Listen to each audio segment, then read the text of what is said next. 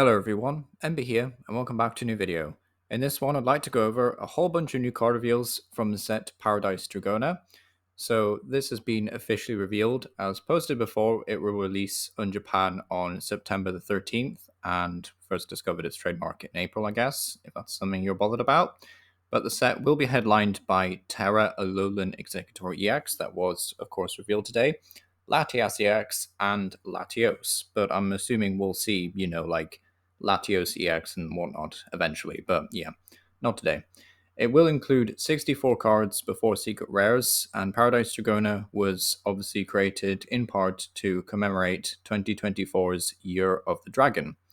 So yeah, and also we expect the cards from this set to be, and October's Supercharged Breaker, which we went over recently in a video, to form our Surging Sparks set in November. So we won't see these cards in the West for quite some time. We have to make our way through Stellar Crown first, and we've only just got Shrouded Fable, so this is super early news, basically. We don't really need to be worrying about these cards too much.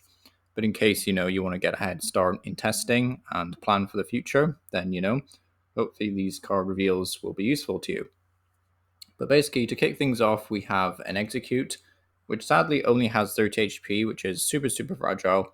Just means you're going to get absolutely decimated by Dragapult, basically, which is a bit of a shame, but does have the very cool attack Precious Evolution, or Precocious Evolution, I guess.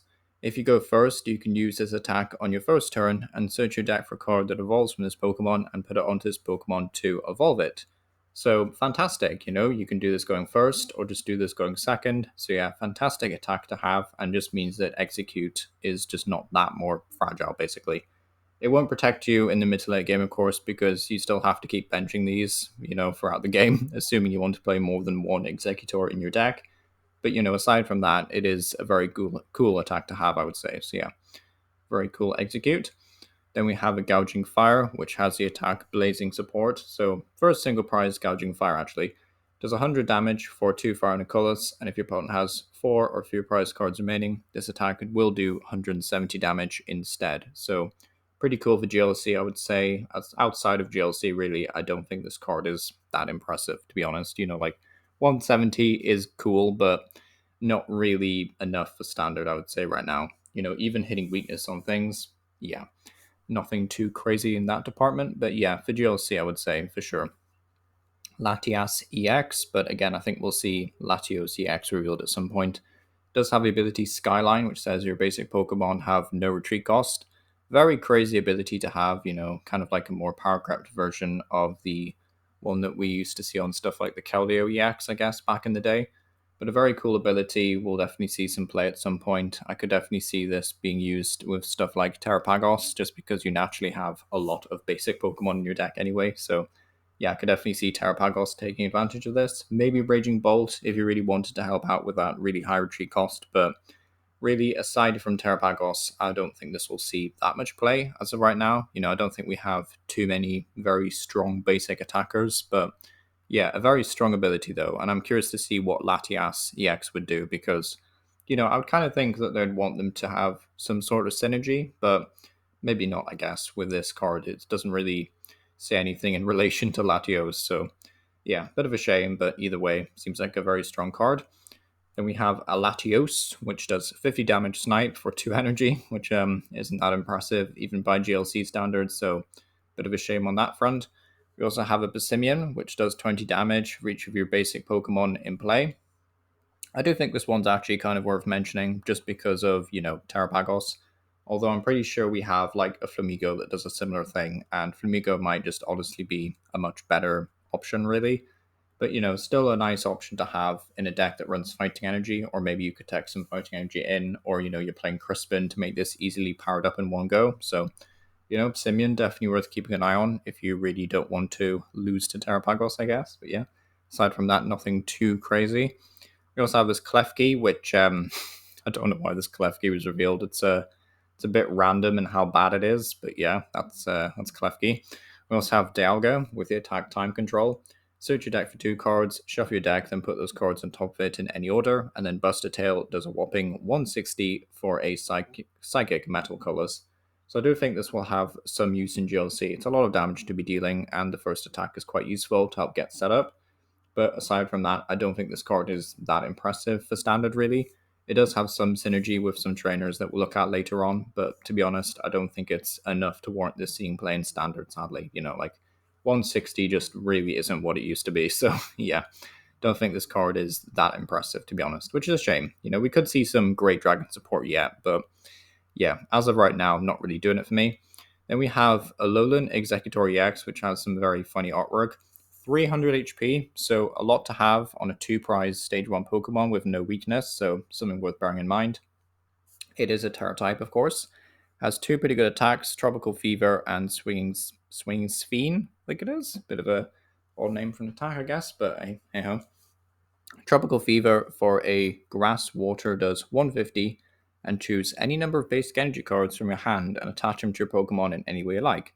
I really like this attack, to be honest. It'll definitely help pay for the second attack, and it just sets up to it KOs, and it's also going to be your main attack into evolution decks if you happen to build an entire deck around this card, because Swinging Sphene for a whopping grass water fighting says flip a coin. If heads, knock out your opponent's active basic Pokemon, but if tails, knock out one of your opponent's benched basic Pokemon instead, effectively. So it's kind of cool. I could see this being fun. I don't think this is as broken as some people think it is, but I still think this is really cool. It's definitely an option for Regidrago.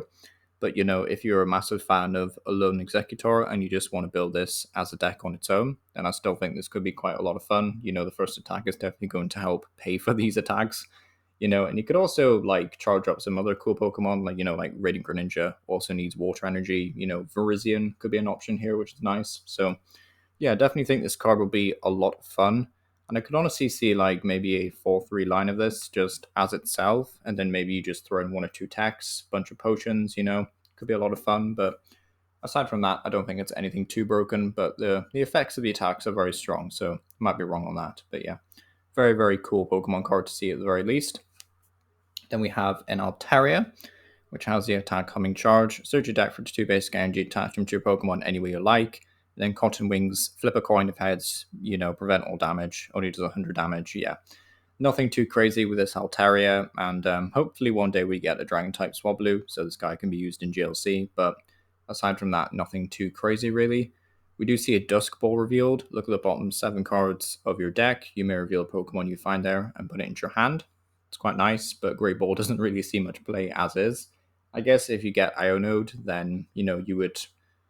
Well, you'd have to find Dusk Ball after you would just Ionode, which is just why you're not just playing other Pokemon Search at that point as well. So I'm not really sure if Dusk Ball is worth it. Some people have already mentioned that Dragloak puts cards from the top of your deck on the bottom of your deck. So in theory, if you see a Pokemon that you want, you could just put on the bottom and then Dusk Ball for it. So that's an option at the very least. But aside from that, I think Dusk Ball is just way too niche to see much play, really. Dragon's Potion heals 60 damage from your active Dragon Pokemon.